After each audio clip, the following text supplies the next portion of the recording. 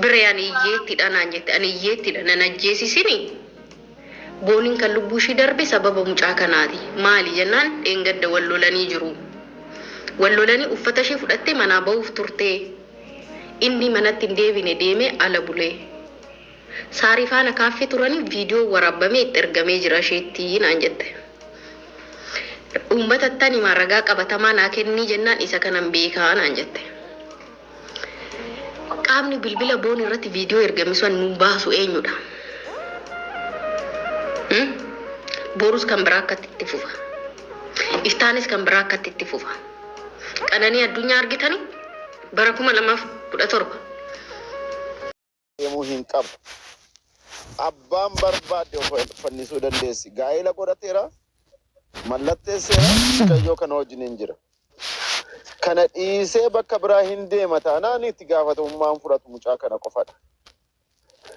Ishii dhiisee bakka biraa deemee bulee mucayyoon kana aariidhaan of ajjeeste taanaan itti gaafatamummaan fudhatu mucaa kanadha jechuudha.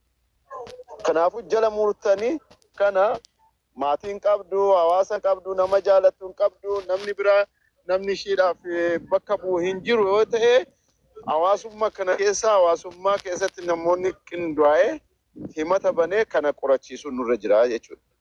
Kana hin taane taanaan dhiigni mucayyoon kana dadhabina mucayyoo kana lafarratti hafa. Akkasumaan haasofnee guyyaa Oromoon guyyaa lama guyyaa sadaasirraa iyyaa oolaa ergasii booda hin galu. Kana ta'uu hin qabu. Sirriitti qophoofne sirriitti irratti yaadnee ragaa walitti qabneeti himata itti bannuu namoonni dandeenyu biyya keessaa barbaanne itti deemuu qabna malee haaluma kanaan itti deemuu hin qabnu. Ani waan gaariirra jirta beeri qoradhu egaa kaleessa mooneet beeksisaan sunis dhuftee turte argiteerta mana kiyyatti dhugaa atis waan qorachuu qabdu qoradhuuti ragaa amma jette sana asiyaan nuuf haa ta'u. Inni mana isaa dhiisee wallolee ala bulee mucayyoo isaa ishii duraanii wajjiniin hin bulle taanaan Bingoone malee ishiin live irratti dubbatteetti ala buluusaa booniin afaan ishiitiin mana hin bulle inni itti dubbatteetti. Dubbatteetti bar. Almost kan guyyaan kun jette bar ishiin guyyaan kun akka dhuftu ni beekaa jette. Ergixanyaan tureetti. Ergixanyaan guyyaa isheen eegaa jirtu. Guyyaan ishiin eegaa jirtu mucaan kuni mucayyoo sanatti deebi'ee arguu erga argite booda ofirratti tarkaanfuu fudhachuudhaan ifa galadha bara. Ifa galadha. Isa malee jiraachuu hin dandeessu. Inni bakka biraa yoo deemee irraa mucayyoo ishii duraanii miti dubartii an biraallee otoo jaalallee qabaatee akka lubbuu ishii irratti tarkaanfii fudhattu guyyaa guyyaadhaan asirratti himaa turte bara. Kanaafuu inni kun nama dhukkubsa bara. Ani mucayyoo kana nyaachiseef nyaate dhugaa rabbi mucaa kana waan ta'eef himanni irratti wanta jechuun inni nu kaleessa qananii irratti maal jedhi Andu'aalim afaan isaatiin sirraan adda ba'a jedheennaan siifa ballattu jettee gad of darbite ijoolleen durbaas dubartiin kamiyyuu karaa baalatti daari karaa nama jaallattu dhabuu kamiyyuu dakkaama gonni isheedha. Bakka sammuu ishee sanarraa kaanaan of ajjeesudha wanti mirchaan keenya. Kanaaf mucaa kan isheen duuteef sababa joosiiti. Kan tokko waan irra dibaan qabna. Dubartoonni ammas namoonni akkasitti amma dhugaa Rashiidaan fa'aas jirtu ijoolleen ciccimoo as jirtu dubartoonni akkasitti ofitti murteessanii ta'an yoo jiraatanii irratti barsiisuun namoota kana akkasitti as bahanii wanta rakkoo sana dhaggeeffachuun dirqamadha. Kana lubbuun akka salphaatti deemtu kuni guyyaa takkitti dabarsuu dadhabanii sa'aatii takkitti dabarsuu dadhabanii lubbuu isaanii balaadhaaf geessisan hedduutu jira waan ta'eef irratti sirriitti hojjechuun nurra jira.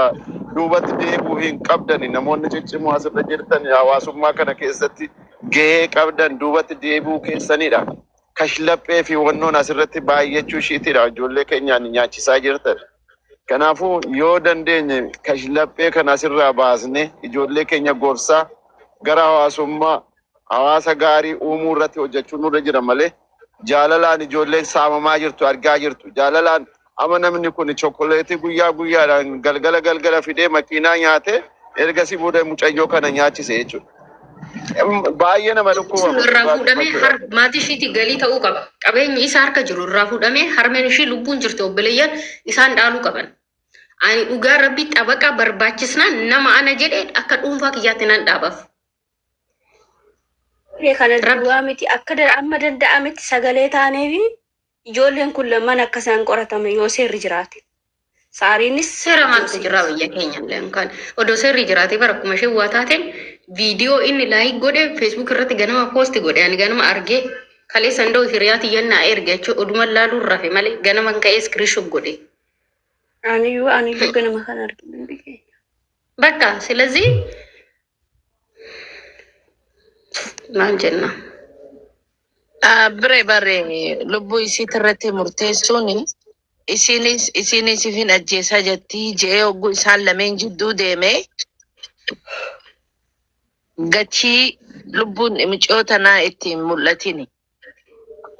Biyya nan jiru kana keessatti maaltu jira ni beektaa yoo ati ifin ajjeesaa jette warra agartee social workera warra si gargaaru sitti haasa.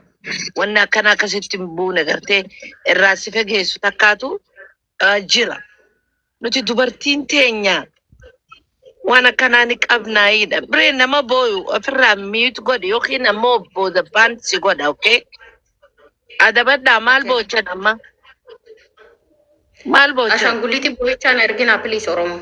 Karaan illee na tabaabara. Muudrii qabu jiru qoy. Maal wanna akkana?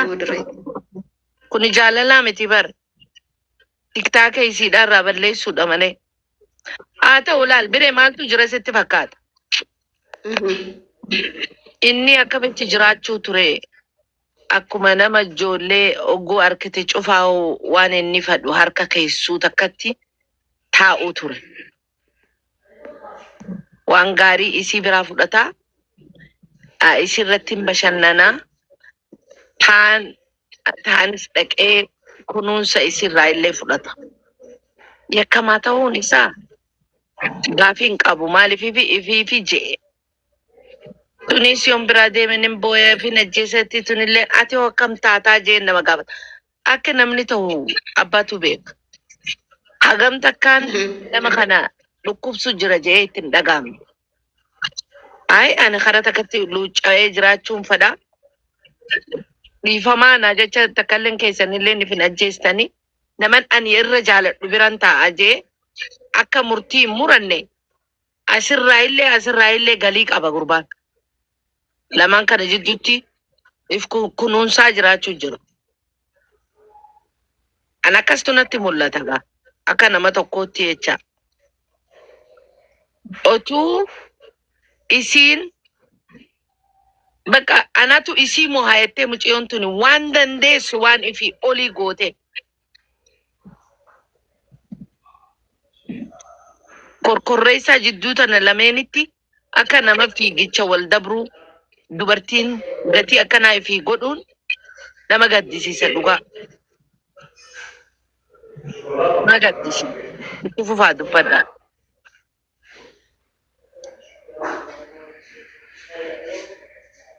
Bire. Isin bara audiensitti haasaa jirtanii nama as jala jiru nama 527 irratti haasaa jirtan. Biree qofaan yaada keessan kannadhaa. Bire. Akkam nagaadhaan isin ganneen illee burteen illee kiyyaan illee raashin illee nagaan isiniif haa ta'u. Nagaa koodha baga nagaan dhuftanii. Baatiriin kiyya yoo cufe guys percentii muraasa qaba walitti deebinaa hundi shiyyuu poostarii wayii hojjedhee deebi'ee dhufa booda akka dhiigni ishii lafatti hin banneef chaalenjii wayii eegalla itti fufi mas yaada kee. Ishaa dhokoo obboleetti keenya boonee lubbuu ishee waaqayyo amaaru jenna waan jennu tilaan qabnu amma gubannus gubanneerra. Obboleettiin keenya kan miidhamte har'a otoo hin ta'in Godinyaa hiriyaa gaarii fira isheetti dhiyaatu ormas taatu dubartii ishee gorsu nama ishee gorsu dhabuu isheetu ishee ajjeese. Kanatu ishee ajjeese. Xinnoo obboleettiin keenya kun bishinallee hin qabdu kan ishee irratti ilaalaa bishin dhabuu ishee kanallee akka isheen bishaattuuf illee ishee gorsuudhaaf hin barbaachisa. Maaliif immoo gorfamti dhiirri alagaa akka ta'e har'a kolfee akka boorimmoo isheetti fuula jijjiirratu akka isheen beektu.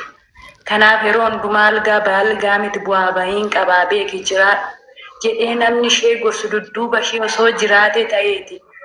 Har'a dheedhiitti akkas hin cittu obboleettiin keenya kun. Namatu gorsa dhabuurraa kan ka'e bishina dhabuurraa kan ka'e tokko erguma micaa kanatti heerumte umurii dhimee malee qaamumaanillee guddataa dhufte dhimumaanillee micayyoon kun baay'ee daa'imadha. Deebee immoo bishina sammuutiin illee baay'ee daa'imadha. Hubannaa dhabuu bishina dhabuu guutummaa guutuutti jireenya ishee onnee ishee irraa baaftee isarratti hoggatte. Namni immoo namadha akka yeroo sinsinni sanaa miti. Haati kee abbaan kee fuula sitti jijjiirratu haadhoo koo alagaa alaa dhufe waa meeqa qaqqabaa waa meeqa keessa oolu mitiiti. Kanaaf gorsa dhabde gorsa dhabuurraa kan kaate kan isheen miidhamte. Dhiirri sanuu dhiira Itoophiyaa dhiira Oromoo jilaajiloo kan kaleessa waan baratan sababa keenyatti akkas taate dubartiin haadha manummaa qofaan karaa biraatiin mee akkamittiin anaaf jettee mufatti anaaf jettee of ajjeetti waan guddaadha anaaf jettee mufatti jedhee